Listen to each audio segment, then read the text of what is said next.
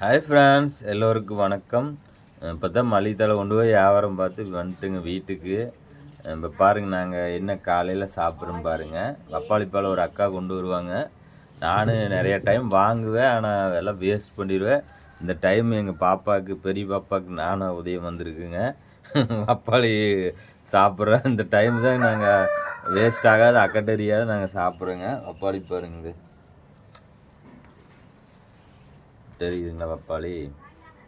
பப்பாளி பழம் சாப்பிடுங்க, ரொம்ப நல்லது. இயற்கையான பழம். அந்த அக்கா தோட்டத்துலேருந்து கொண்டு வருவா அப்படிங்க. நாங்கள் வாங்குறதில்ல. அந்த அக்கா கொண்டு வந்தாங்கன்னா பப்பாளி பழமெல்லாம் வாங்குவேன். ஆனால் வாங்கினா என்ன பண்ணுவோம், அது அழுகி போயிடும், அப்புறம் தூக்கி குப்பையில் எறிஞ்சிருவோம். இந்த டைம் தான் எங்கள் பாப்பா நான் சொன்னேன், பாப்பா பப்பாளி பழம் சாப்பிட்டா கலர் ஆவாங்கன்னு சொன்னேன்.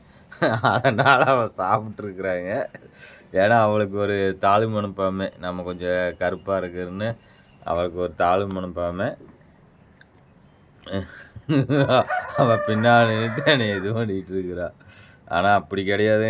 கலர் நம்ம இருக்கிற கலர் இருக்கலாம். ஆனால் என்ன பழ வகை அதிகமாக சேர்த்துனோம்னா கொஞ்சம் ரத்தம் கொஞ்சம் நல்லா ஊறிச்சுன்னா கொஞ்சம் கலர் இதுன்னா மேனி வந்து கொஞ்சம் ப்ரைட்டாக இருக்குது, கொஞ்சம் சிவப்பான மாதிரி இருக்குது, அவ்வளோதாங்க.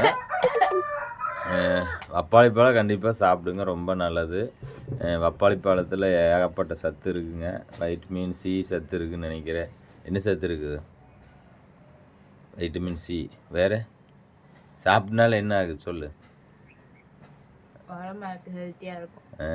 கண் பார்வைக்கு ரொம்ப நல்லதுங்க. கண் வந்து நல்லா ஒவ்வொருத்தருக்கு பாருங்கள், கொஞ்சம் 50 வயசு 60 வயசு ஆனாவே கண் தெளிவாக தெரிய மாட்டேங்குது. அப்புறம் கண் பார்வைக்கு ரொம்ப நல்லதுங்க. அதனால் பப்பாளி பழம் உங்களுக்கு தோட்டத்துக்கு இது கிடச்சின்னா கடையில் வாங்காதீங்க.